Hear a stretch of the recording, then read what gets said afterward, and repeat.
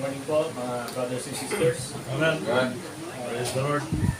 Ang ating tatalakayin ngayon ay tungkol sa kaharian ng Diyos. Praise the Lord. Buksan natin ang sa John 3:3. Praise God.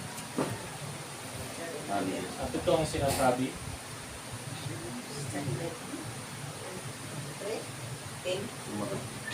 Sumagot si Jesus at sa kanya'y sinabi, katotohanan, katotohanan sinasabi ko sa inyo. Maliban na ang tao'y pinanganak na muli, ay hindi siya makakakita ng kaharian ng Diyos. Verse 4, sinabi sa kanya ni Nicodemo, paano maipapanganak ang tao kung siya'y matanda na? Makakapasok baga siya sa bilang ikalawa sa tiyan ng kanyang ina at ipanganak? Sa verse 5, sumagot si Jesus, katotohanan, katotohanan sinasabi ko sa inyo, maliban na ang tao ay pinanganak ng tubig at ng Espiritu, ay hindi siya makakapasok sa kaharian ng Diyos. Amen. Ang paliwanag dito ay kailangan tayong magpabautismo ulit. Ibig sabihin, hindi naman ibig sabihin na literal na ipapanganak tayo ng ating magulang ulit. Ang ibig sabihin nito,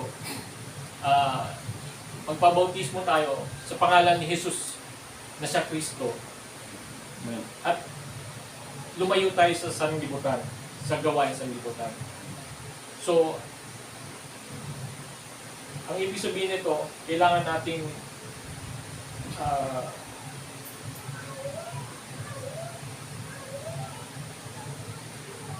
lumapit sa Diyos. Amen. At meron pa po ako isang talata na ibibigay sa inyo.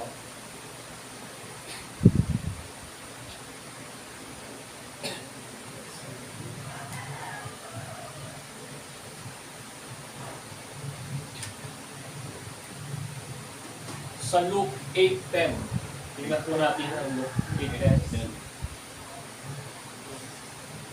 At sinabi niya sa inyong ipagkakaloobang pinagkaloob ang makakaalam ng mga hiwaga ng kaharian ng Diyos. Datapwat sa ibay sa mga kalinhaga upang kung magsitingin ay huwag silang makakita at makarinig ay huwag silang makaunawa. Ang ibig sabihin nito, halimbawa kung hindi tayo nagpabautismo at saka hindi tumating sa atin yung kaloob ng Diyos, ibig sabihin yung Espiritu, kahit anong mangyari, hindi mo makikita.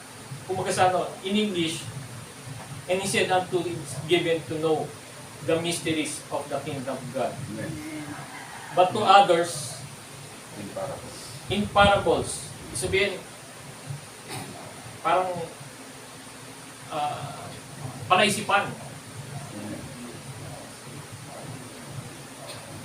But the others are parables that seeing might not see. Ibig sabihin, hindi makikita Amen. o maririnig o hindi maintindihan ng bawat isa. Kahit anong aral mo o basa mo sa Biblia, hindi mo ito mauunawaan. Kasi nga, kung hindi mo tatanggapin ng Diyos sa puso mo o sa sarili mo, wala.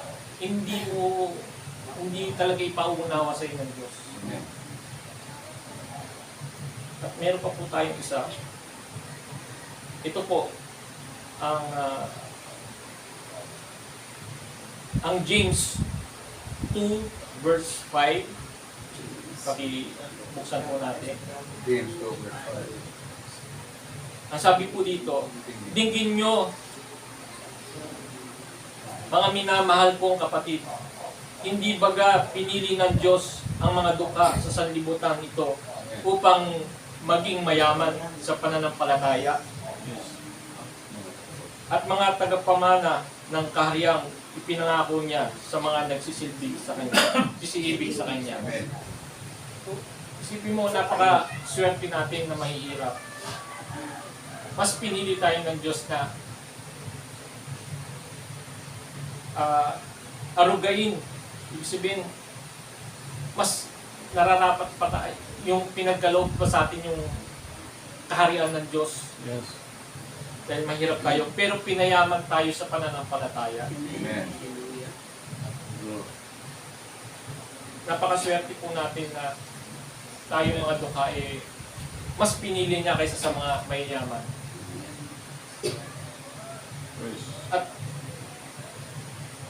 At minsan, hindi po natin maintindihan kung nasaan ba ang kaharian ng Diyos. Pero para sa atin po, ang kaharian ng Diyos kung nasa sarili mo, kung tinanggap mo ang salita ng Diyos o yung mga kanyang kautusan, ang kaharian ay mapapasa inyo. Dito po natin makikita sa verse ng Luke 17:21. At sinasabi, ni sasabihin man nila, narito o nariyan, sapagkat narito ang kaharian ng Diyos ay nasa loob nyo. Ibig sabihin, nasa puso ng tao, nasa tao na ang kaharian ng Diyos kapag tinanggap mo siya at ang mga salita at pag-uutos niya. Yun yung napakaswerte ng makakaunawa nito. Dahil hindi pinagkait ng Diyos ang kanyang mga gawa at pagmamahal niya sa tao sa sanlibutan.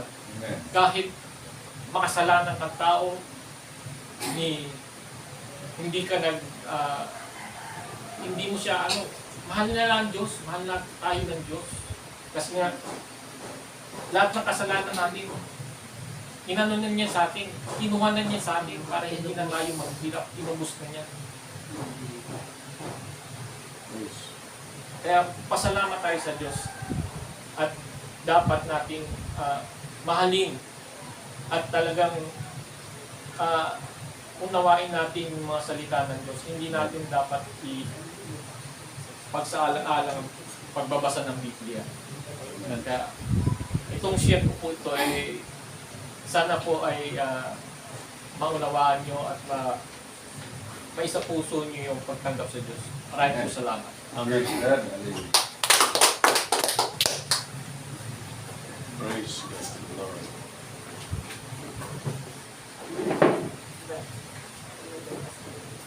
Praise the Lord.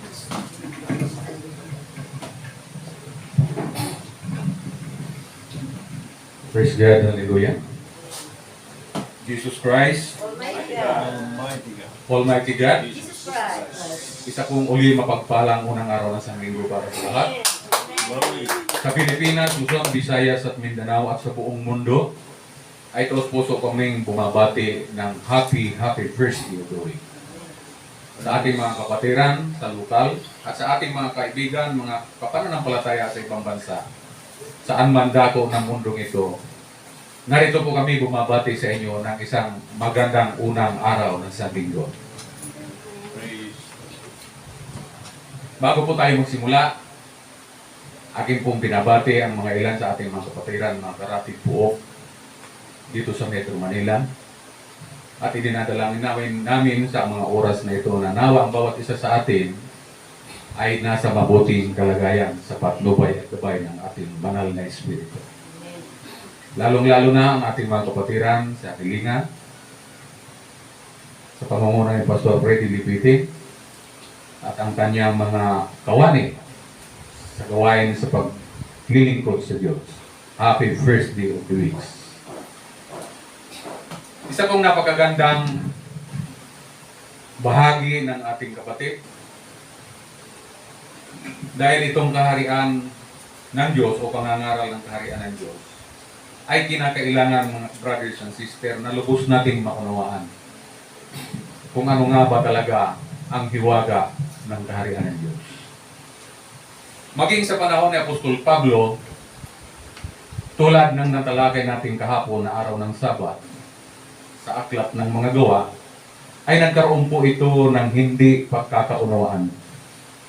Na kung ating papapansin mula noon hanggang ngayon, sa kasalukuyang panahon, maraming hindi nakakaunawa po kung ano itong kaharian ng Diyos.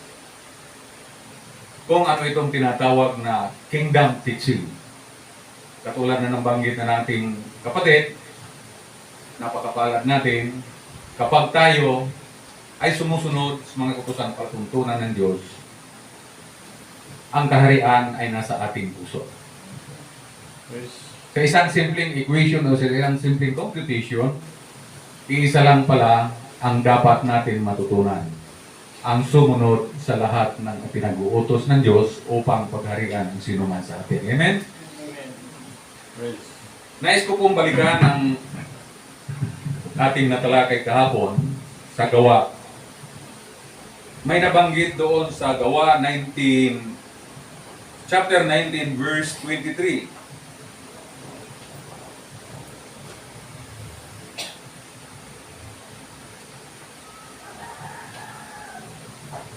Itaas lang natin ng konti para maging maliwanag sa atin kung ano ang binabanggit dito.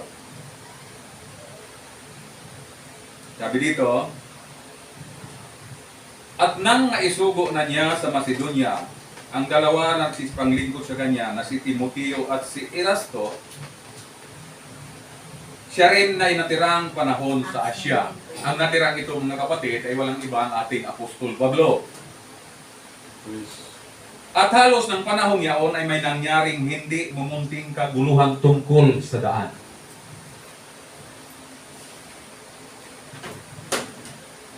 Itong daan na to ang nagkaroon kaguluhan. Sino ang nangangaral tungkol sa daan ito? Walang iba kundi ang ating Apostol Pablo. Ano nga ba itong daan na ito?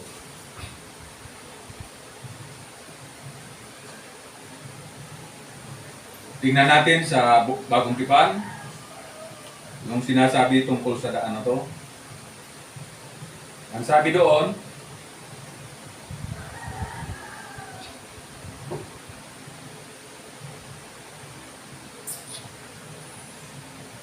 sa Diyan, sa Aklat ng Juan,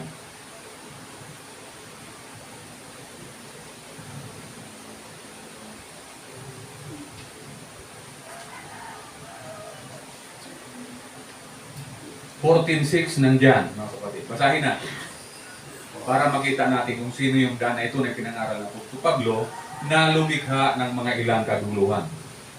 Ang sabi dito, sinabi sa kanya ni Jesus, ako ang daan at ang katotohanan at ang buhay ng sinuman ay di makakapur. Ako ang daan at ang katotohanan, ang buhay at sinuman ay hindi makakaparoon sa Ama kundi sa pamamagitan ko. So nagkaroon na po tayo ng kaunting liwanag kung sino ang tinutukoy na daan na ito. Amen? Ang ating Panginoong Hesus Kristo. Napakaliwanag po nang sabi niya, ako ang daan, ang katotohanan at ang buhay. Sino man ay di makakaparoon sa Ama, kundi sa pamamagitan ko. Sa English, ang sabi dito, I am the way, the truth, and the light. No man cometh unto thy Father but by me. So, maliwanag po ang daan. Amen? Na walang iba ang ating Panginoon. Kung itutuloy natin doon sa aklat ng Gawa, kahapon na tinalagay natin, puntahan natin ang Acts 28, verse 23 hanggang 29. Ang sabi dito,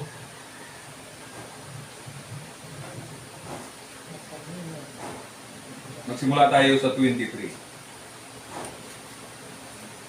At nang maitaningan nila siya sa isang araw, si Apostol Pablo po dito ang kinukwento, ay nagsiparoon ang lubhang marami sa kanyang tinutuluyan. At sa kanila ay kanyang ipinaliwanag ang mga bagay na sinaksihan ang kaharian ng Diyos. At sila ay hinihikayat tungkol kay Jesus.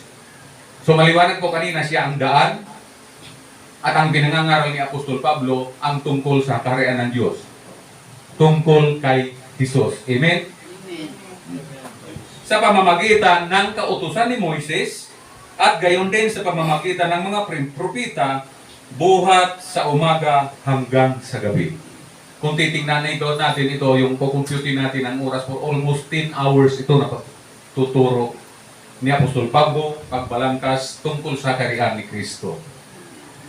So dito, karamihan sa atin, minsan gumugugulan tayo ng mga ilang oras sa pag-aaral ng salita ng Diyos. Amen? Makikita natin kung ano naging resulta dito ng pangangaral ni Apostol Pablo. Sa 25 at sa 24 sabi dito, at ang mga iba ay nagsipaniwala sa mga bagay na sinabi.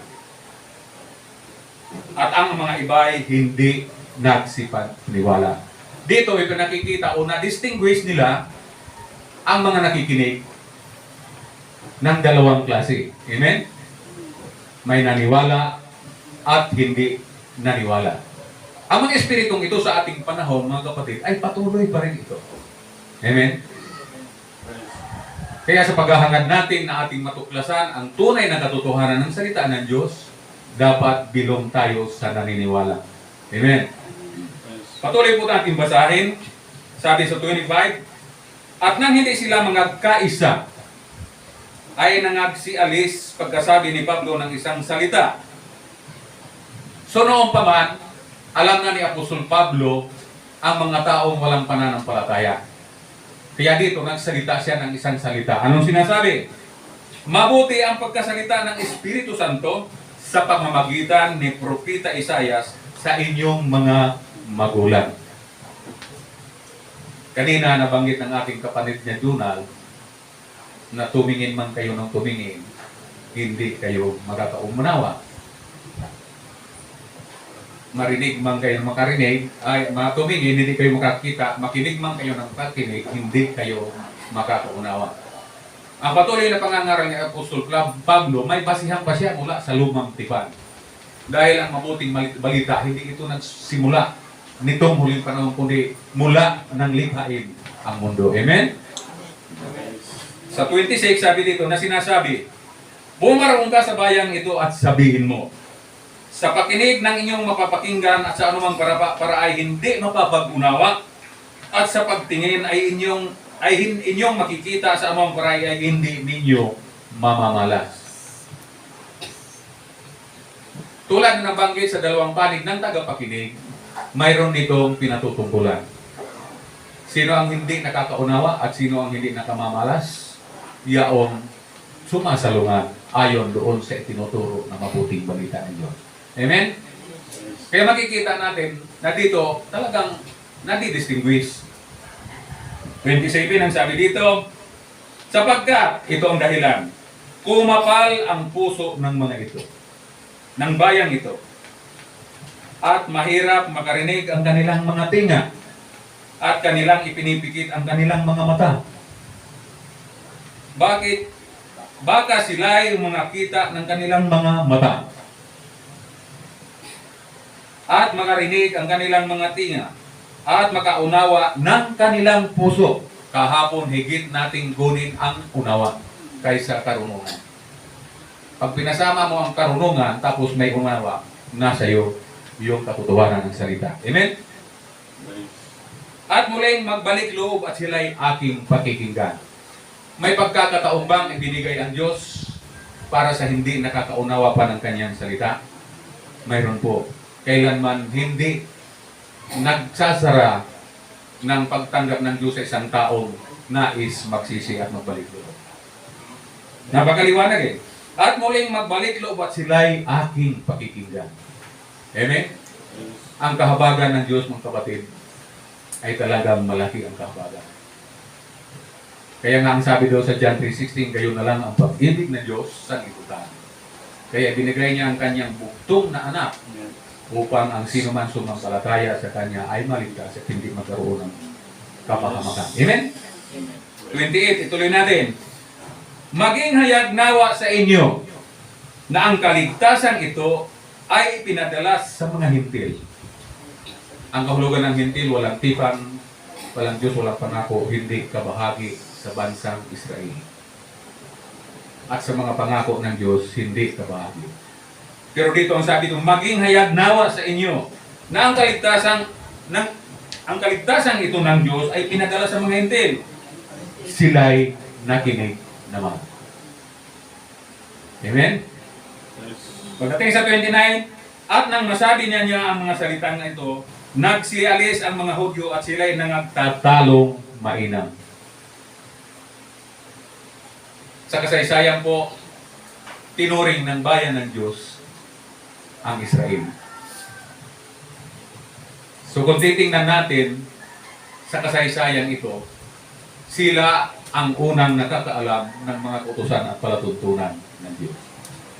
Pero pagdating sa pangangaral ni Apostol Pablo, dito sa Gawa 28 na kabanata, dito nagsabi dito, nagsialis ang mga Hudyo at sila'y nangagtatalong mainam. Pinaniniwalaan ba yung namunang nangaral sa mga ito?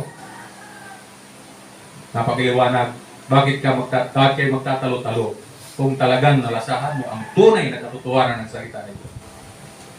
Kaya dito pinakita, sila'y nangagtatalong-talo mainam. Ating na batid kahapon ang mga Sadusiyo at mga Parasiyo ay mga bihasa sa kautusan. Amen?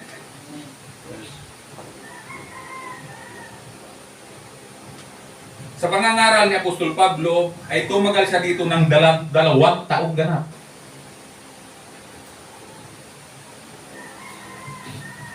Ang ating kapatid ni si Noah, ilang taon nangaral sa katuwiran?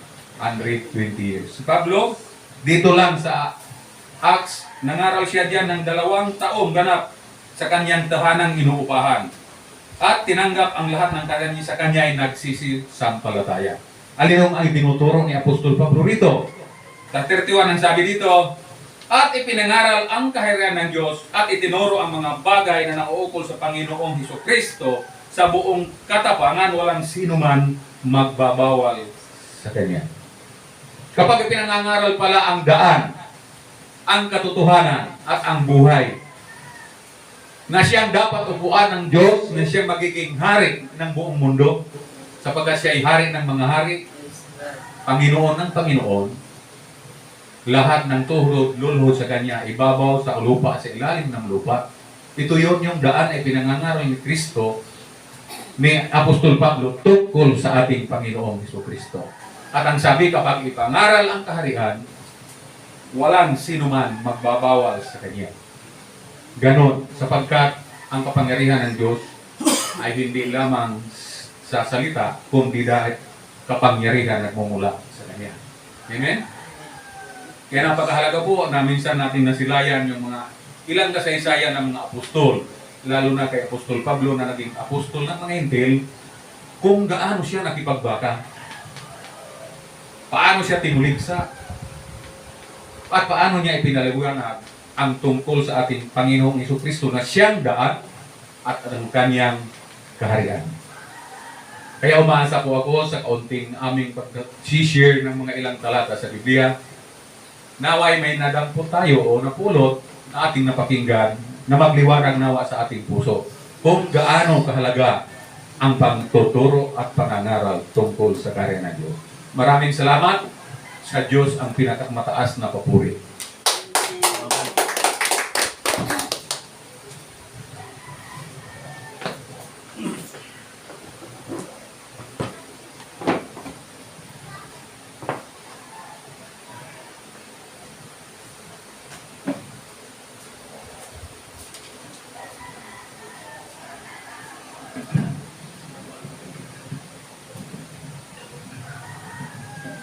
Kaya tuloy natin ang ating pong pagbabahagi sa salita ng Diyos at sa mga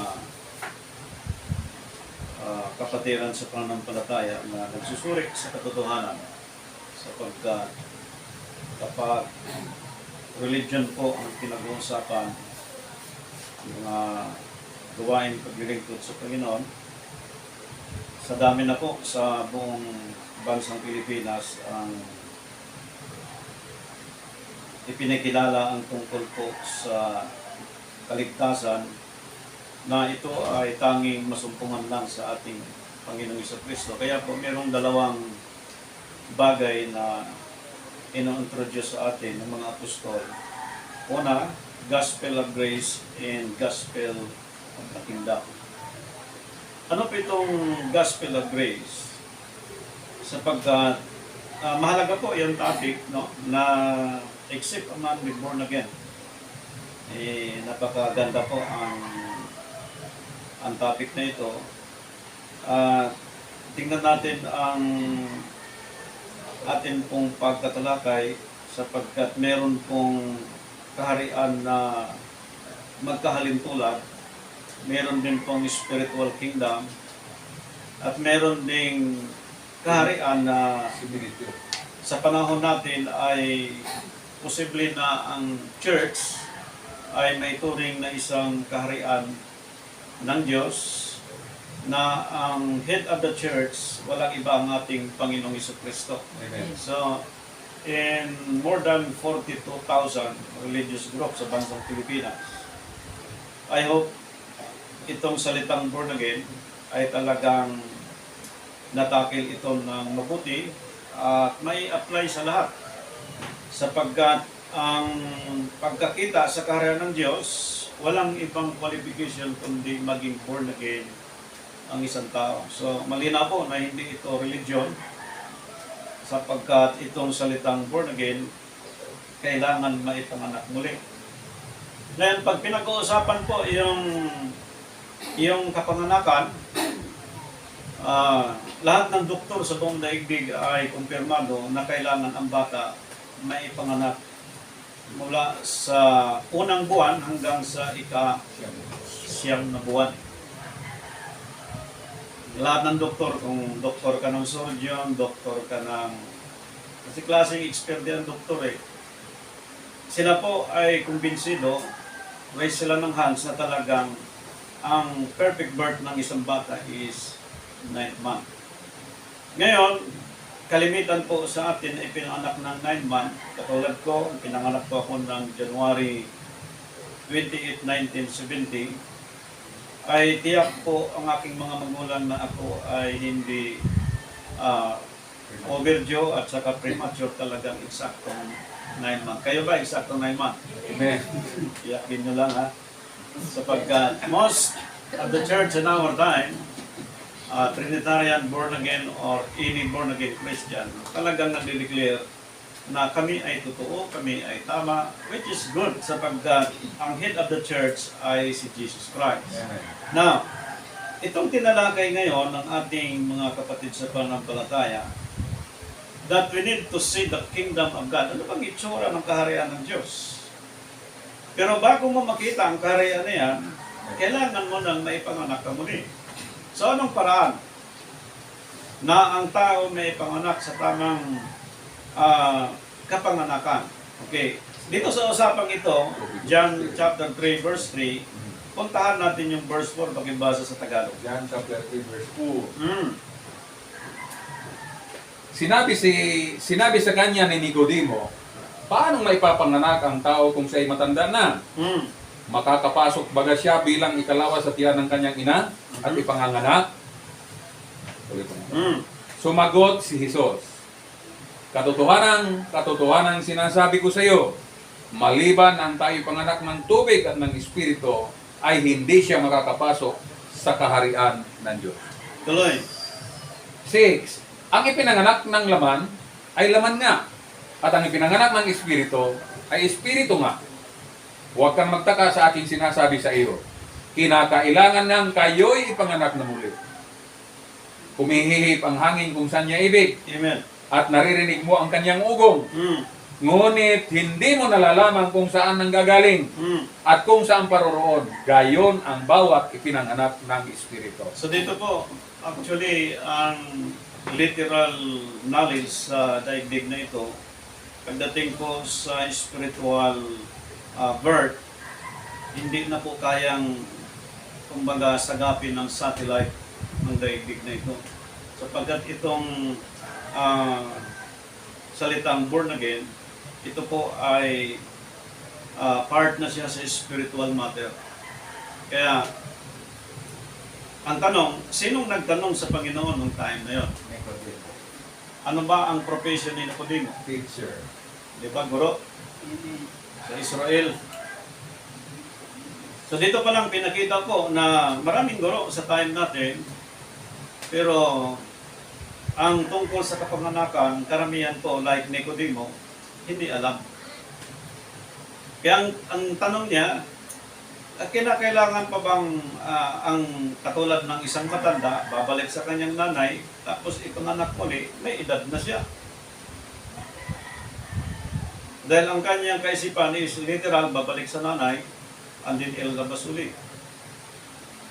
Ngunit ang sabi ng Panginoon, kinakailangan may panganak sa tubig at espiritu.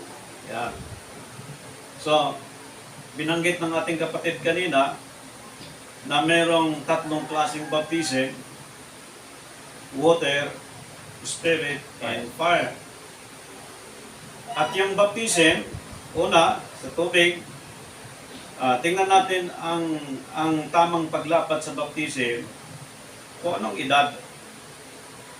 Okay, tingnan natin ha. Lucas chapter 3, 3 verse 23. basa.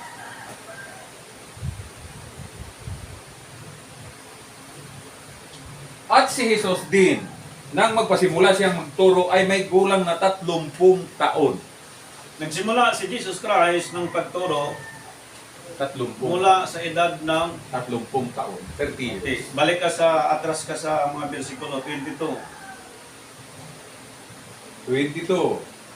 At bumaba sa kanyang Espiritu Santo na may anyong katawan tulad ng isang kalapati na nanggaling sa tinik sa langit. Ikaw ang sinisinta kong anak. Sa iyo ako lubos na nalulubos. 21. 21. Nangyari nga nang mabautismuhan ang buong bayan na si Jesus ay bautismuhan naman, at nang nananalangin ay nabuksan ang langit. Okay, that is Lucas chapter 23, verse 21, 22, and 23. Nabautismuhan si Jesus Christ sa edad ng 30. And who is Jesus Christ in our time? He is the head of the church. So we are the followers in Christ as a Christian. So ibig sabihin, ang edad ni Kristo na para po maging tunay na born again, mahugasan sa tubig ng tamang paghugas. Ibig sabihin, ang pattern ng 30 anyos ni Jesus Christ and supposedly the church, lahat ng followers, kailangan baptize sila sa eksaktong edad. Ang tanong ni Nicodemo, babalik pa ba sila sa kanilang mga nanay para may panganak muli? Matanda na eh. Sa time natin ngayon, sa evangelism, kapag nakaakay ka ng more than 30 years old, 40, 50, 60, at nakaintindi sa salita ng Panginoon na kumbaga kung kailan sila nagkaedad sa nakarinig ng tamang aral, hindi mo na kailangang pakainin ng gatas yan. Sapagkat ang gatas ay para lang po sa mga sanggol. Sa time natin, ang edad ng mga kabataan ngayon from 5 years old, 10, 17, 20, or below 30 years old, sa time natin, kung atin pong bibilangin ang ating eksaktong taon ngayon sa time natin, kapag ginamit natin ang 28, 30, 31 calendar, sa isang taon po ay bumibilang yan ng 365 days. Kapag ginamit natin ang perfect calendar, which is 28 from the Old Testament, ang isang taon po niyan ay bumibilang ng 336. Sa mabilis pong competition, sa mga nag-aaral, especially the professors out there, merong halos ilang araw sa isang taon ang dagdag. 29 days. So, 29 days. So, yung 29 days from year 1 up to the present, 162. from 1st century up to this 2023, 162 years. halos umabot po ng 160 52 years. years.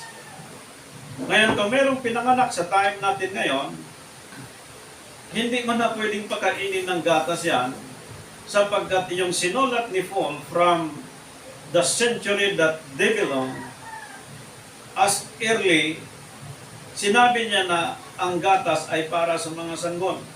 Sa time natin, actually sa 28 date of calendar, ang halos ang edad ng mundo ngayon is 1857 or 58, something ang eksaktong edad.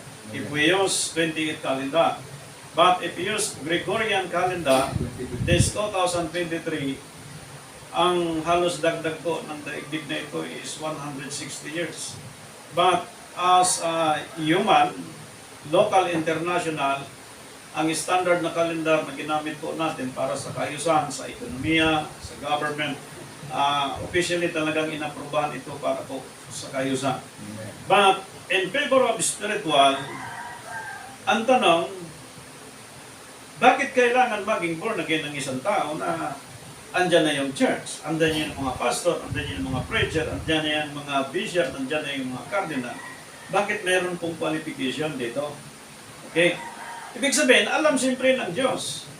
Ang mangyayari sa daigdig na ito, kung sino talagang pinanganak muli at hindi. Amen. Tingnan niyo, halimbawa po sa iyong church, meron kang 100 o 200 members or followers. Ikaw, leader, nakatiyak ka ba sa iyong mga followers na yan ay pinanganak sa tubig at espiritu? No. Halimbawa po, kung binaptismohan natin below 30 years old, ibig sabihin, ang baptism in the name of Jesus Christ under Acts chapter 2:38, ang mga ito kapag baptize, tatanggap sila ng kaloob sa Espiritu. Kapag mali ang baptism natin sa isang tao, babae at lalaki, out of 30 years old, kailanman hindi siya maipanganak sa tubig at Espiritu. Why? Mali ang paglubog sa tubig. At dahil mali ang paglubog sa tubig, hindi rin siya kailanman makatanggap ng kaloob ng Espiritu. And that is why inabot tayo ng 40, 50, 60 years old, hindi natin naintindihan ang salita ng Diyos. At hanggang ngayon naghahanap pa ang tao, saan ba yung kaharian ng Panginoon? Kaya ngayon, dahil mukhang pera talaga tayo, at kailangan natin ng pera, binanggit nga ni brother, sabi doon, mapalad ang mga mahihirap. Pero kapag yung mahirap na yun ay pinanganak sa tubig at espiritu, kahit alokin siya ng pera, tatanggihan niya. Kapag ang isang Christian po ay hindi pinanganak sa tubig at espiritu, wala siyang pakialam na tama ba itong baptism, ito na ba yung paglilingkod sa Diyos. Ang importante, may pera siya sa bulsa niya, which is wrong. May promise ang Diyos para sa mga itong anak sa tubig at espiritu. Binanggit na kayo na sila ay maging tagapagmana. Amen. Daga nga lang kailangan po maging born again siya. Kaya, titingnan natin yung kaparehas po dito. Yung tinawag na similitude. Tingnan natin sa Lucas chapter 13 verse 8. Pakibasa po sa Tagalog. 13. Chapter 13 verse 8. Lucas 13 verse 8. Ganito po ang ating mababasa. At pagsagot niya ay sinabi sa kanya, Panginoon, pabayaan mo muna sa taong ito hanggang sa aking mahukayan sa palibot at malagyan ng pataba. Yung tinawag ng Panginoon na yun sa inyong pananaw, ito ba ay pinanganak na sa tubig at espiritu? Hindi pa. Ibig sabihin, kapag ikaw ay in-evangelize at tinuturuan ka about the kingdom of God, pag tinanggihan mo yan, ibig sabihin, isa lang pong ibig sabihin yan.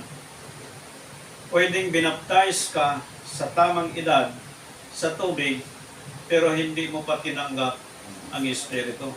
Sa time ng mga apostol, posibleng nabaptize na sila sa tamang baptism like Jesus Christ.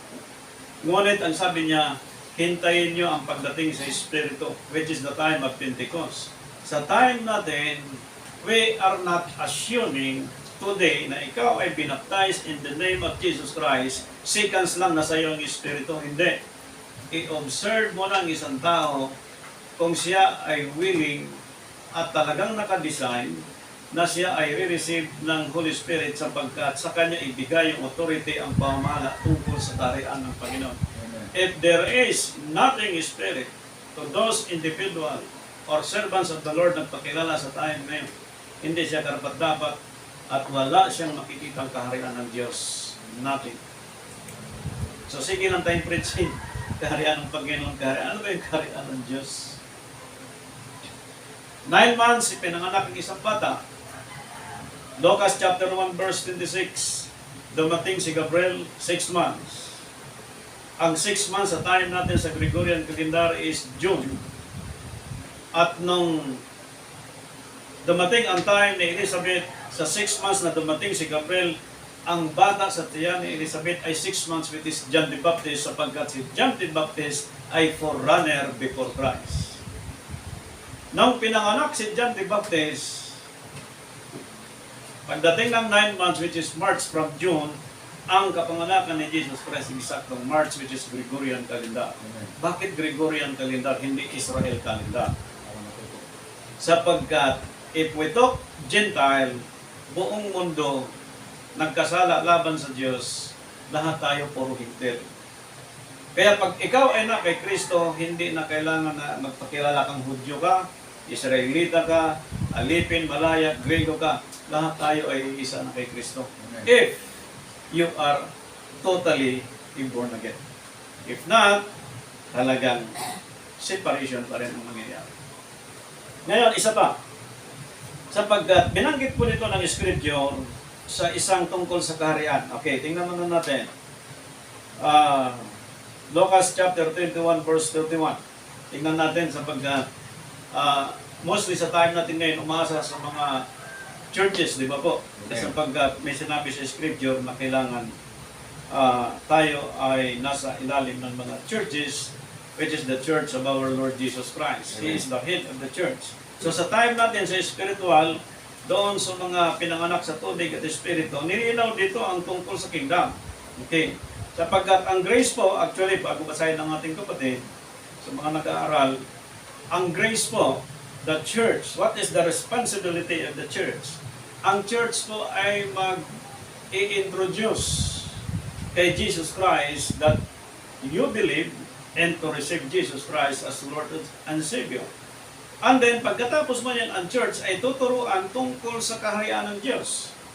At the same time, ang church susunod sa kaharian ng Diyos. Amen. So dito binanggit ngayon sa Scripture, pakibasa po, Lucas chapter 21 verse 31. Chapter 21, verse 31. Ganito po ang ating mababasa. Gayon din naman kayo, pagka nakakita ninyong nangyari sa mga bagay na ito, talastasin ninyo na malapit na ang kaharian ng Diyos. Matthew chapter 3 verse 2. Matthew chapter 3, verse 2. Ganito po ang ating mababasa. Magsisi kayo sapagkat malapit na ang kaharian ng langit. Okay, bigyan natin ibang ibang Scripture. Chapter 4 verse 17. Matthew 4:17.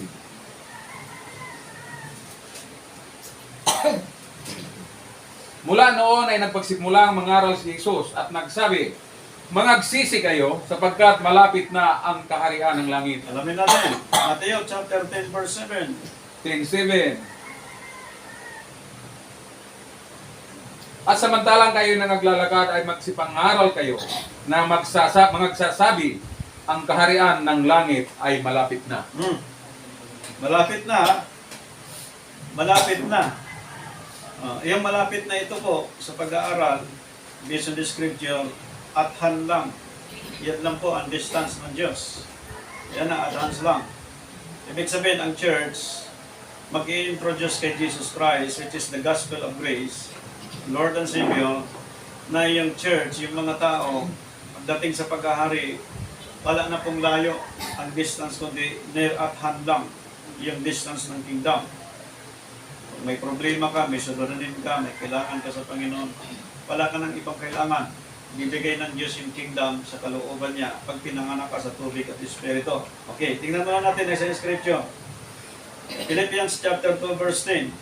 Pagdating po sa kingdom, 14. ano po ang implementation nito? Upang sa pangalan ni Jesus ay luhod ang lahat ng tuhod na nasa langit at nasa ibabaw ng lupa at nang nasa ilalim ng lupa. Kagandahan po, mga kapatid kay Kristo, no? Ang lahat ng tuhod ay luluhod. So, we have more than 7 billion. Local, international, may Chinese, may Islam, may Japanese, may Christian, may Buddhist, may Taoism. So, lahat ng tuhod, luluhod. So, sino sa ating time ngayon na ayaw mo sa kaharian ng Diyos, na manatili ka lang doon sa pag-introduce about Jesus Christ, ayaw mong sumunod sa kautusan ng Diyos. Yun ang binanggit ng ating preacher kanila. Ayaw mo sa kingdom, ibig sabihin, ayaw mo maghari si Kristo sa iyo. So, paano mo mamanahin ang dapat mong manahin? Dahil ang requirement, we must born again. At yung magiging born again, sila yung pagmana. Pag tinanggihan mo ang kaharian ng Diyos, wala kang mamanahin. Problema yun. Ang sabi ni Christ, all knees shall bow, heaven, earth, and under the earth. Ang sabi ng John 3:7, huwag kang magtaka sa aking sinabi sa iyo. Kinakailangan nga kayo'y ipamanak na. Muli. Yun. Kinakailangan. He must be born again. Ang bata, kinakailangan ma-deliver ng nanay eksaktong 9 months. Si Jesus Christ, kinakailangan maipanganak ni Mary eksaktong 9 months. Hindi pwedeng premature, hindi pwedeng overdue. Sa time natin, ako tinawag 30 years old ang edad ko. Actually, 9 months lang sa tiyan ng nanay. Ipabalik ako ngayon sa pagiging born again, babalik ako muli sa pagiging sanggol. Ibig sabihin, kapag tinawag ang tao, may edad ka ng 30 above, 60, 70, 80, 90, pag tinuruan ka ngayon about the kingdom of God, babalik ka sa pagiging bata. Eh sabi sa ating sister kahapon, yan ang requirement, babalik ka sa pagiging bata. Kung may edad ka ngayon 60, 70, huwag mong problemayan ang problema. Rejoice in the Lord always. Babalik ka sa pagiging sanggol. Masayahing tao. Malipayon kung sa Bisaya. Sapagkat siya ay babalik sa pagiging sanggol. At bagamat siya edad na is more than 60, more than 30, babalik siya sa pagiging sanggol. At ang pagiging matured niya sa kanyang edad ay hindi po magiging kabigatan sa kanya sapagkat sa Panginoon ang tingin sa atin actually sa spiritual competition. Nag-edad ka ng 80 years old, 84 above, 3 point ka lang sa Panginoon. Seconds lang tayo sa Diyos. Kaya kung edad ang pag-uusapan natin, after 12 months, 1 year. After 12 months, 1 year. Na itong bawat taon na ito, sa perfect calendar, 28 lang. Pagpasok ng Gregorian, nagiging 20, 29, 31. So ang tanong, bakit merong 29 days? Dito po nasira ang pagiging born again ng isang tao. Sapagkat lahat tayo ay penetrated po ng traditions of man. Whether you like it or not, totoo po ito. Pastors and bishop, marami pong napasunod dyan sa sistema ng traditions of man. Also this kind of kingdom. Sapat na din na kailangan. Hindi po ganun. Maraming umaatras sa kaharian ng Diyos na natili sa grace. Ang grace po, ini-introduce lang ng church. Who is Jesus Christ? Who is the image of God? Who is the Word of God? Who is from the beginning? Who is the anointed of God? Who is the Holy One of God? Ini-introduce ng church. At kapag naintindihan mo na who is Jesus Christ in our life, we must to follow what is the law and ordinance of God. That is the kingdom of God. Pag tinanggihan mo yan, ibig sabihin hindi ka talaga tagapagmana. Faith is the substance that things are cannot see. Yan ang sinabi ni brother. Mahirap tayo sa material, ngunit mayaman tayo sa spiritual. sapagkat yun ang ating pananampalataya sa Panginoon. Amen. Ngayon, balik tayo. Sa binanggit po dito, balikan natin yung Mateo chapter 13 verse 21. Yung kahalintulad yung kahalintulad. Okay. Ganito po ang Sa ating kaharian ng Diyos. Matthew chapter 13 verse 21. Gayon may wala siyang ugat sa kanyang sarili, kundi sandaling tumatagal. At pagdating ng kapighatian o pag-uusig dahil sa salita, ay pagdakay natitisod siya. Ito po, ang kingdom similitude. Maring tinanggap ang aral ng Diyos, 1 year, 2 years. After 2 years, wala na, bumigay ka na. Ayaw mo na sa kingdom. Ibig sabihin, hindi ka talaga born again. Maring tama ang baptize. Amen? Amen. But they don't receive the promise of God, which is the Holy Spirit. Pero hindi pa time na parang pilitin natin ang Holy Spirit. Hintayin, sabi ng Panginoon. Naghintay ang mga apostol. Nung dumating ang Espiritu, binabalan sila ng kapangyarihan ng Diyos. Kaya lahat ngayon in baptized in the name of Jesus Christ, below 30 years old, maghihintay ka ng 30 anyos and then rebaptized in the name of Jesus Christ. After that you receive the baptism in the name of Jesus Christ, maghihintay tayo kung kailan bababa ang Espiritu. Amen. That is Pentecost. Hopefully, ang church ngayon ay babaan ng kapangyarihan ng Espiritu. Dahil kung magtuturo lang tayo, puro grace, puro introduce, hindi mo makilala ang Panginoon. In 1 year, 2 years, introduce mo about Jesus Christ, hindi mo makilala ang Panginoon. Sometimes sa scripture, naglalakad sila si Cleopas sa daan, kasama ang Panginoon, hindi nila kilala. Nung pumasok sila sa bahay, kumain, nanalangin ng Panginoon, doon nabuksan ang isip ko, si Jesus Christ pala yun. Kaya nawala na sa kanilang paningin. Sa time natin ngayon mostly, hindi natin kilala ang ating katabi, na yun palang nagtuturo sa atin, yun na yun ang Espiritu ng Diyos, ginamit yung katawan na yun. Nakatingin lang tayo sa isang tao na may ganong kalidad, pero hindi natin alam yung kasama natin, yun na pala yung lingkod ng Diyos. Pag tinanggihan mo, kapatid, ang kaharian ng Panginoon, wala kang naasahan sa Diyos. Strictly speaking. Huwag kang magtaka sa aking sinabi sa iyo, kinakailangan lang kay pinanganak muli. Pag pinanganak ka na muli, ibig sabihin, ang kingdom similitude, dati parable, ngayon hindi na magiging parable. Another parable put he forth unto them, saying, the kingdom of heaven is like to a grain of mustard seed, which a man took and sowed in his field. Anong sabi sa Tagalog? 31. Matthew 13:31. 13:31. Tagalog. Dandahan sa pagbasa para po Opo. makuha natin.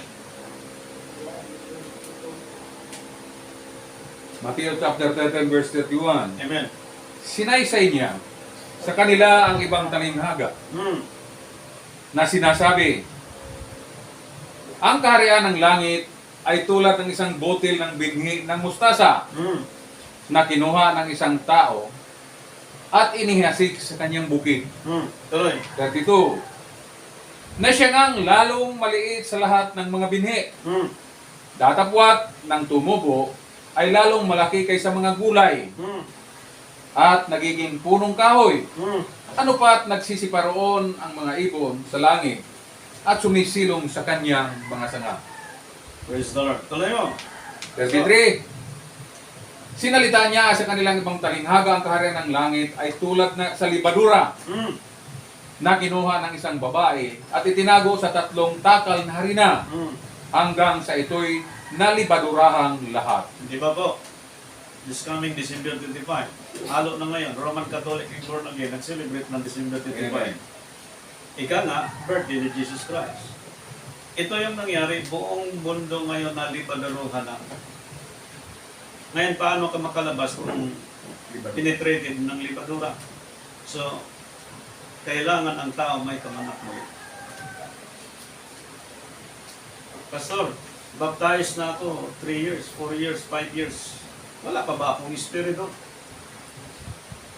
Kapag may espiritu ka na ng Diyos, sisikapin mo ng labanan ang traditions of men.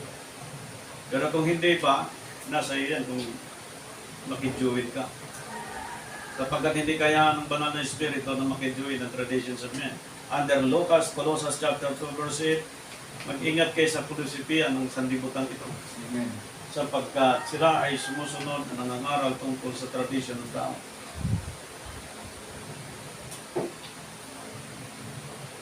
Ang Espiritu Santo sa panahon ng mga apostol, 1 week lang. Bumaba sa, nag-antay sila. Sa time natin, after baptism, nag-inom-inom pa nga, nagbibisyo-bisyo pa nga tayo. Ako, compute ko po, bago bumaba talaga ang Espiritu sa tulong ng Diyos. 3 years. Nasabihin ko po, ganun katagal. Kaya sabi ko, ang pag-aaral sa batas ng sanlibutan, pag abogado ka, pinakambaba 10 years.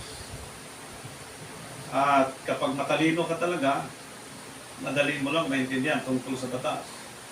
Kaya kalimitan po, kapag kumuha ka ng abogado, may edad na. Dahil ang mga bata, hindi pa masyadong bihasa sa labanan yan sa korte.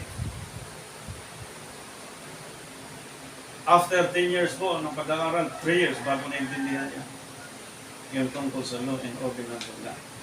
Lalo na itong about born again. Yung tungkol po dito. Kaya po, ang time ni Christ, alam natin na ang binuo lang niya 12. Office lang.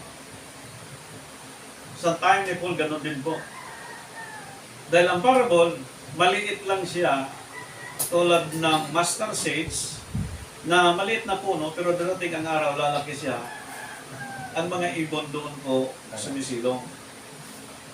Amen. Bakit doon ang mga ibon? Mula sa maliit na puno, lumalaki po siya. At doon po sumisilong ang mga ang ibon po, dahil ako po, sa Bisaya, mahilig akong manirador. Ang ibon, yung mga simpleng ibon, pag nakakita sila ng daon na mga sanga-sanga na parang tulad ng mustasa, andyan po yung mga klaseng ibon, karamihan, mga maliliit, malaki, halo sila dyan. Ngayon kami, doon kami sa ilalim ng puno, nag-aabang kami doon. Alam mo, actually, pag tinirador namin yung ibon, di pa lang ang distance dahil yung puno, maliit lang, kaganon lang siya eh. Tapos nandoon kami sa ilalim ng puno, distance lang, kaya pag tinirador mo yung ibon, mabilis lang tamaan kasi nandyan lang eh. Andyan lang sa harap mo. Eh ang sabi dito, the kingdom of God is at hand. Amen. So mahihit mo ang kingdom ng Diyos kapag ang seeds of mustards, yung puno na ito, mustasa, no? Yung puno na ito, ibig sabihin, hindi dadapuan ng mga ibon kung hindi siya katulad ng puno na mula sa maliit, na ang style niya hindi katulad ng mangga na pag ganon, hindi katulad ng ibang puno na diretso lang tapos may mga sanga. Ito po para siyang, alam mo sa Bisaya kung tawagin, para siyang sag na yung sanga niya gumaganon, ganyan. Yan ang gustong-gusto ng mga ibon. So, ang office, ipinakita po na in more than 197 or 98 nations sa buong daigdig, halos lahat ng bansa amin mga Christian. At ito po ay mabilang din na billion sa time natin. At yung parable na ito na binanggit na ito, na makikita natin sa time natin, yung katotohanan tungkol po dito, na pag born again ka, wala kang iniisip na pakinabang para sa iyo, wala kang iniisip na sweldo para sa iyo, hindi mo aapurahin ang mga bagay, hindi mo pipilitin ang mga bagay, dahil alam mo, ang qualification, and you live on that qualification, at alam mo, ang mangyayari tungkol sa promise ng Diyos. Kaya sabi niya dito sa 1 Peter, yamang ipinanganak kayong muli, chapter 1, verse 23. 23. Yamang ipinanganak kayong muli, hindi sa binhing nasisira. Amen. Kaya, yung kapanganakan natin, mga sa ating mga nanay, kasiraan yon. Amen. Amen. Kasiraan yan. Alam natin po ang history na maraming nangamatay sa aksidente, sa sakit, sa iba't ibang klaseng sakit. So, kailangan may panganak tayong muli kay Kristo at hindi sa edad na babalikan nung sa magulang. Kahit anong edad mo ngayon, pwede kang bumalik in Christ as a born again. Kahit edad mo 80 na, pwede ka mag-start ulit. So, yamang ipinanganak kayo muli, hindi sa binhing nasisira, kundi sa walang kasiraan. Kaya kapag ang isang tao, 80 years old, nakipagkaisa sa kay Kristo, anumang crime ng kanyang ginawa, pagbalik niya kay Kristo, magiging wala na siyang kasiraan. Amen. Ganon kahalaga po. Dahil kung dati 3, 4 asawa mo, pagdating kay Kristo, steady ka lang talaga sa isa. Dahil ang 3, 4, more than like Solomon time, sa time natin, hindi na pwedeng i-apply ang tradition na yon, sapagkat that is the traditions of men. Pagdating kay Christ, iisa lang po ang asawa ng isang babae, iisa lang asawa ng isang lalaki. Kaya kapag pastor ka, 2 asawa mo, preacher ka, ayaw mo sa karya ng Diyos, kailanman hindi ka magiging born again. You are baptized in the name of Jesus Christ sa eksaktong edad. Pero hintayin mo ang kaloob ng Espiritu. Pero kung nagyabang ka na, baptized ka sa tamang baptism, tapos nagyabang ka na, hindi darating sa iyo ang banal na Espiritu. At sa ating kapatid na ito, 2-3 pag-preach niya, nakita natin ang kabutihan ng Panginoon na yung leading ng Holy Spirit, ipinagkaloob sa kanya. Kasi po, dito sa ating kapatid, si Manito dati, alam ko, pilosopo din ito, wordly din ito dati, at alam ko, naging kahalubilo niya ang ating mga arm sa nagdaang panahon, pero sa tulong ng Diyos, saludo siya sa panggobyerno ni Jesus Christ, at sa tulong ng Panginoon, ang pagiging born again, lahat tayo ay magpasakop sa kapangyarihan ng Diyos, sapagkat ang sabi ng Scripture, ang kaharian ng Diyos ay hindi sa pagkain at pag-inom, kundi sa kanyang kapangyarihan. Ang ibig sabihin, ang batas sa Old Testament inalis na by grace through Jesus Christ. Pagdating sa kanyang kaharian at lahat ng born again Christian magpailalim sa kanyang paghahari, ibig sabihin, ang iiral sa time natin hindi na look sa Old Testament kundi by His power. Anong gagawin niya? Under His power, all knees shall bow, langit, lupa, at sa ilalim ng lupa. That is Philippians chapter 2, verse 9 and 10. So, ang level po ng kingdom, ibang level. Ang level ng earth, ibang level. Ang level ng under the earth, ibang level. Pagdating kay Kristo, lahat saludo po yan. Si Kristo po ay Espiritu, pag nanahan sa iyo, siya ang mag-lead sa iyo. Pag nag-lead sa iyo, that you are a born again Christian, lahat ng nasa ilalim ng lupa, saludo sa iyo. Anong sasabihin? Ito yung mga tagapagmana. Pero pag tinanggihan mo ang kaharian ng Diyos, walang mag-lead sa iyo. Any point of these nations or under the earth, walang mag-lead sa atin. Except the Holy Spirit of our Lord Jesus Christ. Amen. Ang tunay na naglilingkod sa Diyos, ang tunay yung pinanganak muli, that he or she under the government of our Lord Jesus Christ. That is the gospel or the full gospel of our Lord Jesus Christ under His government. So, ang Isaiah chapter 9, verse 6 and 7, ang kaharian ng Diyos, ang panggobyerno ng Diyos ay maaatang sa kanyang balikan. Amen. At yung atang na yon, which is ministry, ibibigay sa iyo.